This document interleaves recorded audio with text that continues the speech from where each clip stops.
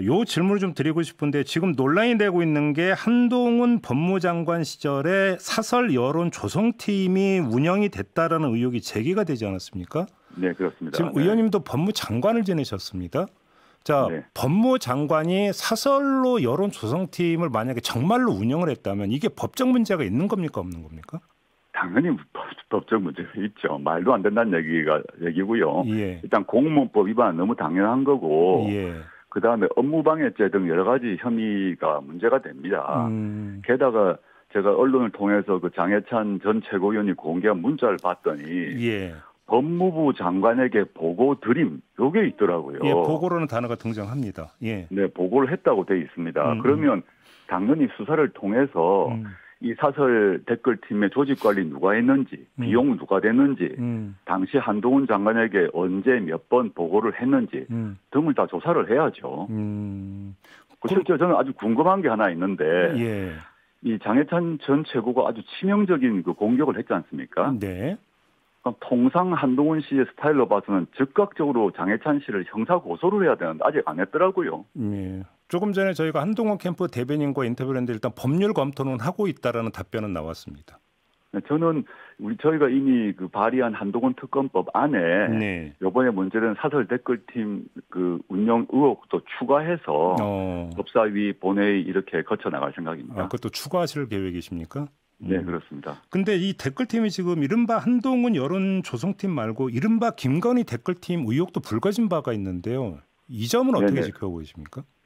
실제 그건 이제 김건희 여사가 한동훈 씨에게 보낸 문자에 보면 한동훈이 김건희 여사가 댓글팀 동원해서 자신을 공격한다고 의심한다라고 적혀 있지 않습니까? 네네. 그 말은 이제 김 여사도 그 댓글팀을 운영했다는 의혹을 스스로 말하고 있는데 네. 이게 단순히 그 김 여사의 문자 말고 최근에 언론을 보니까 이준석 그 전 개혁신당 대표도 뭐라고 말했나 하면 자기 자신도 즉 이준석 의원도 이 뭔가 김건희 여사가 사설 댓글팀 운영하고 있었던 것 같아 그런 의심이 든다 이런 말을 했습니다. 네.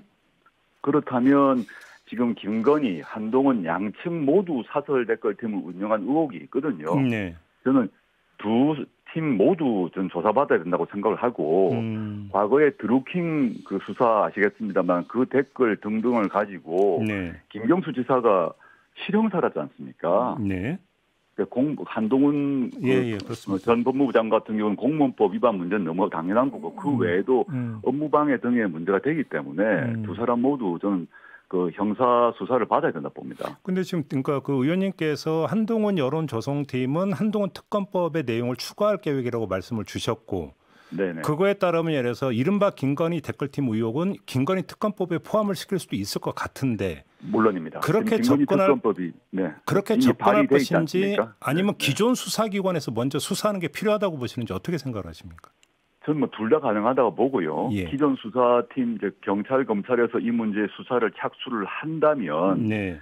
그 특검법이 필요가 없겠죠, 사실은. 예. 그런데 제가 지금까지 적어도 보게 되면 기존 수사기관에서 이 사설 댓글팀 운영 혐의에 대한 수사를 진행했다는 얘기를 들어본 적이 없기 때문에 네네. 저는 일단 특검 차원으로 좀 그 수사를 진행해야 되지 않나 생각하고 있습니다. 근데 저희 입장에서는 제기된 의혹에 대해서 질문을 안 드릴 수가 없는데요. 네. 하나하나 좀 드리겠습니다. 장해찬 전 국민의힘 최고위원이 어제 페이스북을 통해서 이른바 한동훈 여론조성팀 활동과 관련한 텔레그램 문자 4개를 공개를 했습니다. 네. 어제 TV토론에서 한동훈 후보는 모른다. 라고 일단 이야기를 했는데 네. 상당히 구체적이거든요. 그럼 이 성격을 어떻게 규정을 해야 되는 걸까요? 저는 그 의혹 제기와 근거가 상당히 빈약하다고 생각합니다. 네. 이 보도가 처음 나왔을 때 후보가 나눈 이야기도 저는 전혀 알지 못하는 내용이고 자발적으로 예를 들어서 뭐 위드훈이 같은 팬덤이 있잖아요. 이런 분들이 콘텐츠를 만들어서 제작 유통하는 것은 문제가 되는 게 아니잖아요. 네. 또 불법적인 매크로를 이용해서 여론을 조작하려고 하면 그건 불법이 되겠지만 네. 자발적으로 유통하는 것에 대해서 후보가 알지도 못하고 후보가 지시를 하는 것도 아닌데 이게 왜 문제가 되는지 네. 이 부분을 이해할 수가 없고요. 또 하나 문자를 보면 뭐 법무부 장관에도 보고 드림 이렇게 있습니다. 보고라는 단어가 2번 네. 나와요. 그러면 그게 법무부 장관에게 보고 드린다는 게 그 사람의 일방적 주장이에요. 예를 들어서 그러면 장해찬 전 최고는 이번에 그 임성근 사단장을 구명하기 위해서 내가 VIP에게 보고하겠다, 말씀드리겠다라고 이 도이치모터스 주가 조작범 공범 가운데 한 명이 이정호 씨가 얘기를 했어요. 그럼 그 보고 드리겠다는 말도 장해찬 전 최고는 믿는 겁니까?